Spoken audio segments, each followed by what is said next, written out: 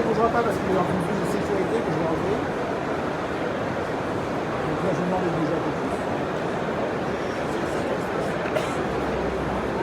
Voilà, donc là, normalement, il devrait repartir. Voilà.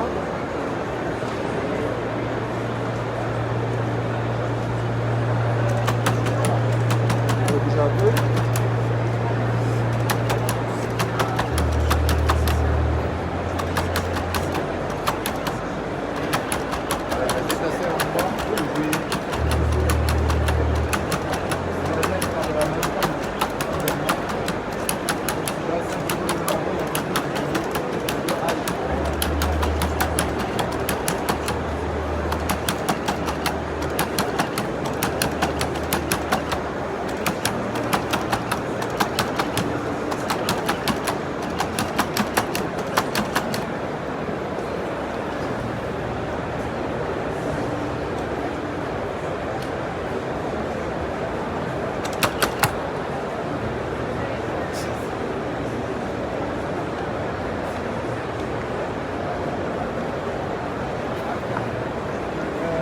Tu veux des paquets perdus? Des paquets là.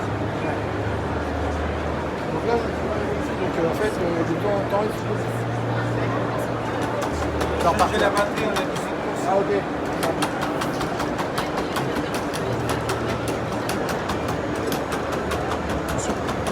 Bonjour, vous pouvez diriger avec la main, avec la minute. Okay. Il a tourné. Est-ce que vous voyez, on le voit là-bas ou aussi, non, à droite. là, à droite, hein. On va aller augmenter à droite. Il ne faut pas que je bouge en fait. Et là, on peut voir ce que vous faites et après, vous mettez votre doigt, vos mains. Ouais, bah là, je vais vous montrer. Il va s'arrêter dans le carré jaune. J'attends qu'il s'arrête et je vous montre comment je fais. C'est les lunettes de Magic Clip ou... Oui, c'est les Magic Clip. Ah, plus de batterie. On va changer le batterie. Ça peut arriver, ça. Hein. Oui, ça arrive de temps en temps. Surtout toutes les heures chez nous. Ah oui. Bah, c'est évolutif, hein, si c'est pas forcément là au rendez-vous, au fil du temps, la batterie va s'améliorer. On n'a pas, de recharge, on va dire. Ouais, t'as fait mettre là.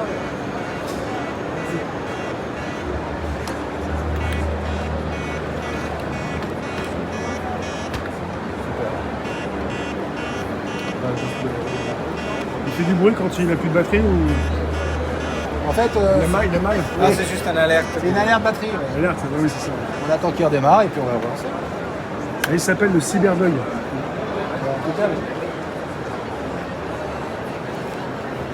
Ah ouais, Xiaomi. En fait, c'est une version de chez Xiaomi.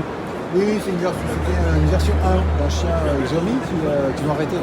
Ah oui. Il sera sur la ville. Il continue quand même. Non, il a ça. En fait, il va comprendre parce qu'il est en train de redémarrer. Dès qu'il a fini, voilà. Voilà. Merci.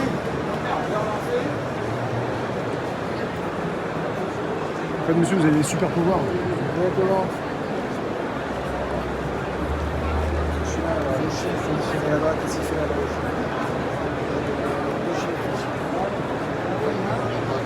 Je vais mettre par là parce qu'il faut prendre la corde. Là. Voilà. Voilà.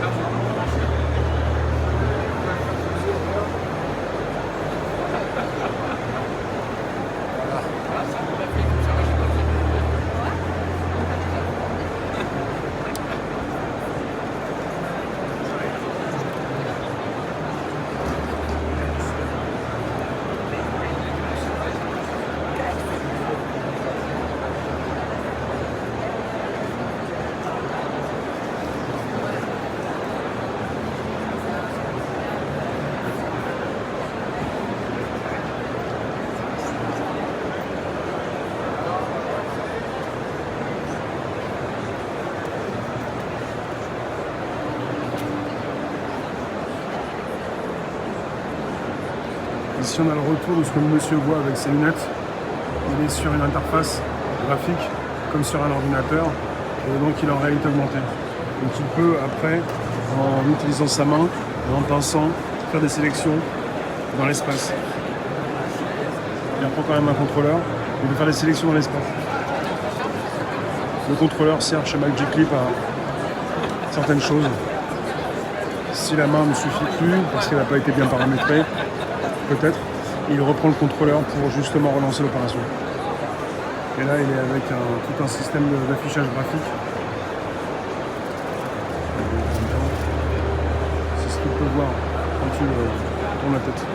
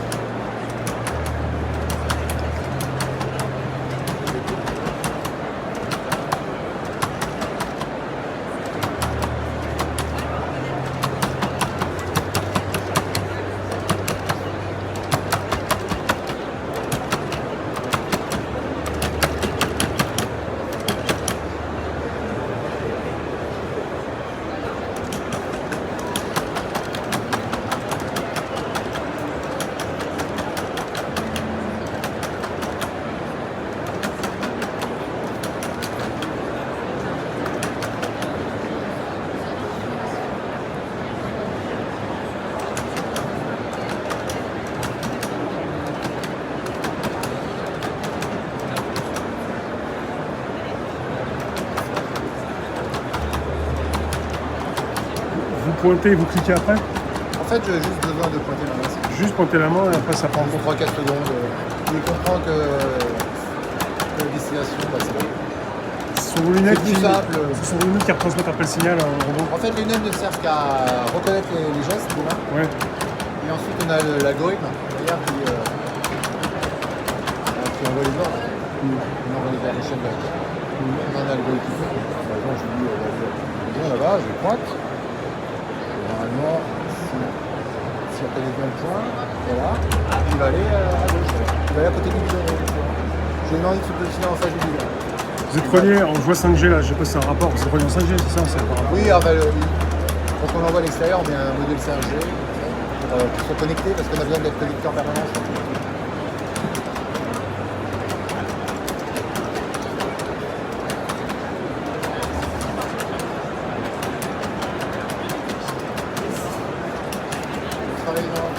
Je suis en média indépendant sur Réservoir APPS sur YouTube. Vous êtes chez Orange, vous travaillez pour Orange? Oui, je travaille à l'innovation d'Orange. On travaille en mode quick project, c'est-à-dire on est à 3-4 et on prend les technos et on en fait un use case industriel dans ce cas-là et on discute avec les clients. On regarde un peu si les clients, c'est quelque chose qui pourrait les intéresser. À ce moment-là, on passe à un autre niveau. Mais là, c'est vraiment du quick développement. C'est un laboratoire, c'est la R&D. C'est un labo, quoi. C'est un garage, quoi. On a fait un garage. Et votre choix, c'est porté sur le Magic Leap plutôt que Microsoft? Ah non, on a commencé par Microsoft, HoloLens, depuis 2 ans d'ailleurs. Ouais. Et puis après, Magic Leap a sorti le Magic Leap 2 en décembre. Et donc on a vite fait le portage de notre application, donc ça s'est fait assez facilement. Et on l'a fait sur Lens. En comparant les HoloLens, je sais pas, les deux peut-être. Alors les HoloLens, c'est un peu plus ancien comme technologie, ouais. C'est quand même une technologie très intéressante, qui permet la même chose, de voir à travers, c'est du vidéo pass-through. Et ça permet d'utiliser les mains, il y a le hand tracking. Donc on a la même chose, la même expérience. Sauf que bon, Magic Leap 2 est un peu plus. On sent que les technos sont un peu plus récents. On peut dire que Magic Leap a dépassé Microsoft ou ça veut rien dire? Je pense que Microsoft a vendu plus de lunettes que Magic Leap. Mais bon, c'est des lunettes plus récentes. Chacun continue de son côté, quoi. Voilà. Après, il y a Apple qui vient de lancer ses lunettes. On va voir ce qui se passe en 2024. Après, c'est pas forcément la vraie réalité augmentée. Ce que j'ai compris, c'est que Oui. ça transmet parce que ça reprend des capteurs. Ouais, mais ils se rapprochent. Ils veulent, entre les deux. ils veulent un peu remplacer quand même. Hein. Ils veulent remplacer avec d'autres technologies, notamment avec la vidéo, quoi, la capture vidéo qui retransmise via des caméras. Mais si c'est de bonne qualité, il faut avoir l'expérience. On n'a pas encore testé, donc on ne peut pas vraiment juger. C'est sûr que ça sera difficile d'être équivalent, mais c'est juste un petit peu moins bien, ça peut passer. Est-ce qu'on peut dire, vous m'en voulez pas, mais je sais pas, vous allez me dire, et vous vous amusez un peu si vous travaillez chez Orange, parce que vous avez la possibilité de récupérer tout ce qui sort pour tester un petit peu. C'est une sorte de c'est test. un peu l'innovation, hein. L'innovation, c'est le job de l'innovation. Hein. C'est ça, c'est Et l'innovation. après, par contre, on présente aux clients. C'est-à-dire que c'est pas juste dans notre coin, on présente au salon. Donc là, on voit tous les clients, on voit les partenaires. Et après, on a des meetings clients spécifiques où on présente ce use case qui permet de voir, de creuser un peu plus l'usage industriel de telles solutions. Ça ne sera pas forcément avec les mêmes partenaires, par contre. Voilà. Vous êtes rentré chez Orange, vous avez fait une demande, vous êtes ingénieur de base ou... Oui, moi je suis ingénieur, en effet, ingénieur généraliste. Il y a 40 ans, hein, je suis sorti il y a 40 ans de l'école. Ouais. Donc j'ai fait 15 boîtes, hein, et là je suis chez Orange. Vous avez les moyens de faire ce que vous voulez chez Orange, quoi. Oui, on a la liberté de l'autonomie, en effet, d'intégrer des technologies de nos partenaires, de montrer ce qu'on peut faire avec de l'IA, ce qu'on peut faire de la XR, l'extended reality, qu'est-ce qu'on peut faire avec des robots, connectés avec des Xiaomi, Magic Leap, vous choisissez les technos. Nous on fait partie un peu, on gère un peu l'écosystème à notre niveau et on discute avec tous ces gens-là. C'est passionnant, on peut dire. Ah oui, on est au cœur de la machine. Là. Il faut être en pointe, il faut être toujours avec une évolution. On est au cœur de la machine techno là. Et vous êtes là tous les ans aussi, Orange. Moi j'ai fait Mobile World Congress, on avait la Val Virtual, on est très présent sur les salons, très présent sur les salons. Donc en tout cas en Europe. Hein. Vous savez un petit peu ce qui se fait, vous parlez avec des partenaires, vous savez un petit peu où ça va, comment ça évolue, à quelle vitesse. Magic Leap, ils ont toujours été là. À un moment donné, j'ai eu l'impression que ça pêchait un peu. C'est compliqué. C'est difficile les débuts. C'est très compliqué pour eux, très compliqué. Mais bon, ils ont un produit, on l'a testé, il est de bonne qualité, on peut faire notre démo facilement. Maintenant, l'avenir du marché, c'est encore... Voilà. Ils sont toujours des gros du secteur. Et Google, apparemment, c'est terminé. Ils m'ont dit Magic Leap. Microsoft, il continue. Il y a Apple. Pas simple de tenir. Non, mais ça tourne. Les constructeurs tournent. Hein. On a des Microsoft, on a du Magic Leap. Demain, on aura Apple, on aura peut-être d'autres. Il y a Lynx, le fabricant français aussi, qui arrive avec ses lunettes qui sont aussi... D'ailleurs, on a montré du Lynx à la Val Virtual. Hein. Donc, on est vraiment multi-lunettes. Et en fonction des devices qui arrivent, des équipements qui arrivent, nous on les intègre et on regarde ce que ça peut faire, qu'est-ce qu'on peut faire avec, quel est le rendu, quelle est l'expérience utilisateur. Donc il y aura des nouveaux produits l'année prochaine et encore, parce qu'il y a aussi les Chinois qui arrivent, des lunettes. Est-ce que vous pouvez dire que ça évolue vite? Ça évolue quand même vite? Alors, c'est des technologies très compliquées, donc ça prend quand même un peu de temps. Je veux dire, entre un HoloLens 1 et un HoloLens 2, il s'est passé quand même dans les 3 ans, 4 ans. C'est quand même très compliqué. Peut-être que ça va aller de plus en plus vite, peut-être avec l'intégration. Le problème, c'est qu'ils sont dépendants aussi des fournisseurs de chips. Et un chip, ça met un certain temps. C'est pas forcément tous les ans ou tous les deux. Ça peut prendre un temps, 2 ans. Quoi. Et une fois qu'on a la puce, ça prend aussi 1 an, 2 ans pour fabriquer l'appareil. Donc c'est pour ça qu'on est sur des temps de 2-3 ans, 5 ans. Est-ce que quelque part depuis 3 ans la crise sanitaire ça a bloqué un peu, ça a un peu freiné les choses? Alors la crise sanitaire a développé le business un petit peu des lunettes parce qu'il y a beaucoup de remote expertise. Le fait de ne plus voyager, ça a développé, ça a fait vendre pas mal de solutions. Puis après ça a un peu redescendu après la crise.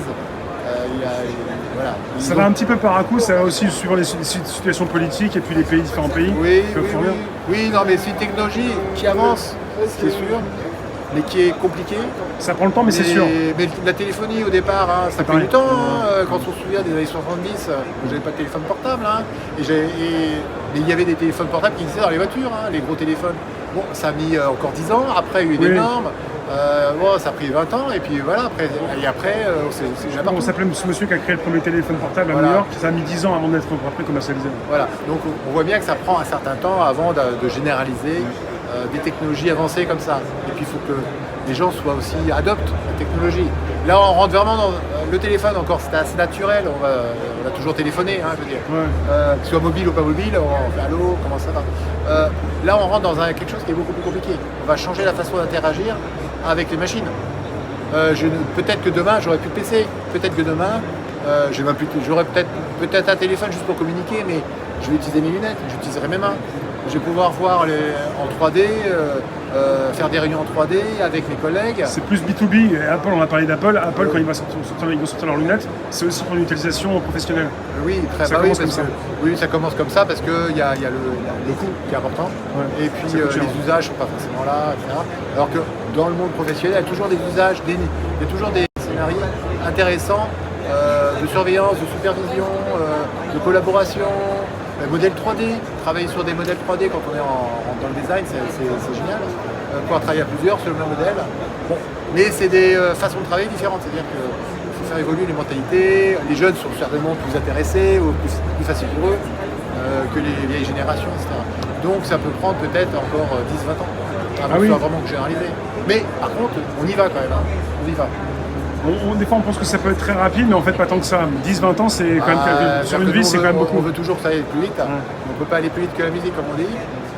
Il y a beaucoup d'aspects sociaux, technologiques, même de design, joli. C'est pas forcément très joli, les gens ne vont pas voir. Voilà. Et puis après les aspects plutôt œil, c'est-à-dire que moi je suis myope, astigmate, comment je fais. Voilà. Donc, et puis aussi le fait d'avoir des caméras, je scanne. Est-ce que j'ai le droit? Il y a une législation. Est-ce que je scanne partout où je suis? Ouais. Je prends le métro, je scanne tout le monde. Qu'est-ce qui va se passer? Est-ce qu'il faut faire changer la loi, la législation, etc. Donc il y a des aspects multiples. Dès qu'on touche à l'œil. Oui, vous scannez, mais si vous n'enregistrez pas, là, il y a un scan qui est fait par rapport à vos mains aussi. Oui. Après, alors, le hand tracking se fait en infrarouge, j'en ai fait. Ça marche assez bien d'ailleurs. En fait, il y a plein de problématiques qui se posent. Et c'est pour ça que ça prend du temps aussi. Voilà. Après, ça viendra. On y va doucement, mais sûrement. Nous, on commence à montrer des use cases avec les moyens actuels. Demain, on prendra d'autres matériels et on va montrer peut-être le même use case, mais ça sera plus performant, ça sera peut-être plus puissant en termes de lunettes. Donc, je vais pouvoir partager avec plus de monde l'expérience. Je vais pouvoir avoir une flotte de robots qui volent, qui marchent, qui rampent. Parce que là aussi, ça évolue assez vite, tout ce qui est robotique. Et il y a la 5G qui se déploie, demain on aura la 6G, on n'aura plus de problème de communication. La 5G, elle n'est pas partout présente, mais le signal n'est pas très fort, même à Paris, c'est pas forcément... Là, je capte assez bien. C'est bien. D'ailleurs, j'aurais préféré avoir de la 5G que du Wi-Fi aujourd'hui, parce que j'aurais eu moins de problèmes de coupure. Ouais, parce que moi, dans le salon, j'ai pas tout le temps la 5G, ça coupe pas mal. Oui. Au niveau remonté, c'est un peu limité, il y a beaucoup de monde. En début de journée, il y a assez... Vous êtes en 5G, c'est ça? Ouais. Mais c'est limitant parce qu'il y a trop de monde et pour envoyer du flux, là j'étais en direct, j'y suis plus, mais c'est compliqué. Mais d'année en année, c'est comme pour le salon, ça s'améliore. Bon bah, voilà, donc tout ça progresse. Comme on dit, ça prend un petit peu de temps. Mais c'est vrai que quelque part, on n'en parle pas souvent, on pense que ça va très vite et des fois, pas tant que ça comme on voudrait. Non, c'est-à-dire qu'en fait, ce qui peut aller vite, c'est les démonstrations. On peut monter des démonstrations assez vite. On peut montrer au logiciel, on peut aller très vite avec le logiciel, c'est vrai, mais qui tournent sur des machines qui ne sont pas les machines finales. On n'a pas encore les machines finales. Parce qu'en fait, comme on dit toujours depuis longtemps, le device, donc l'équipement, est clé. Donc c'est pour ça qu'Apple a sorti un nouveau casque. Il va peut-être déclencher, quand il a sorti l'iPhone, il a déclenché quelque chose. Et alors sorti un nouveau casque, ça peut peut-être déclencher quelque chose. Device est key, parce que le logiciel est toujours là, il est prêt. Mais le logiciel, il faut le mettre dans un équipement. Et l'équipement, s'il n'est pas prêt, ça, malheureusement... Logiquement, si Apple se lance, c'est que quelque part, ils savent qu'ils peuvent se lancer. Oui, qu'il y aura une génération 2 peut-être dominer le marché. Exactement. Mais il faut être présent aujourd'hui, en effet. Voilà, c'est ça. Là, je pense qu'ils ont appris de pas mal des autres partenaires. C'est ça. Qui se sont un peu... malheureusement... Parce que Facebook a déclaré, ils savent très bien ce qu'ils ont mis, c'est pas tout neuf. Ils veulent pas être les premiers, mais ils ont raison parce qu'ils apprennent des autres, en fait, qui ont souffert, j'imagine aussi, parce que le marché n'était pas forcément présent. mais ils ont peut-être suffisamment d'informations maintenant pour faire un premier produit qui va se transformer en deuxième produit qui lui va commencer à converger vers la masse. Ouais, vous me parlez d'Apple, je pense que vous voulez, je ne sais pas si vous en avez un, mais vous allez vouloir vous en procurer un le plus possible. Oui, oui. Ah bah oui. Bon, On a des relations avec Apple. Ouais. Ils vont proposer leurs lunettes casque à tout le monde en même temps ou avant professionnels comme à vous Orange peut-être c'est en discussion, je pense. Discussion. Pour Ça pourra arriver avant pour vous cette année plutôt que l'année prochaine. Nous, de toute façon, on en veut pour tester, valider le produit. Parce qu'on ne va pas vendre un produit. On pense qu'il est de bonne facture et qu'il marche bien, mais il faut quand même qu'on le valide. Ouais. Et puis réfléchir au business model, comment on peut travailler avec eux. Bon, ça, c'est une discussion d'autres équipes. Chez moi. Ouais, moi, je m'occupe plus de l'innovation. Donc, est-ce que je peux faire, par exemple, démontrer ce que je fais là de façon avec de meilleures performances, de meilleures résolutions, avec de meilleurs écrans de contrôle. Plus de voilà. Donc ça, c'est sur le test de l'équipement lui-même. Ce qu'on fait chez nous. Vous travaillez sur quel site? Moi je travaille à Châtillon. Châtillon. Au sein d'Orange Garden. Ouais, c'est Châtillon, il y a plusieurs endroits. Châtillon. Qui est le centre, le groupe en fait, c'est le campus groupe d'Orange. Oui. C'est là qu'Orange Innovation en fait, a ses équipes. Merci, votre prénom, j'ai pas vu. Richard. Richard, merci Richard. Fleur. Richard. Merci.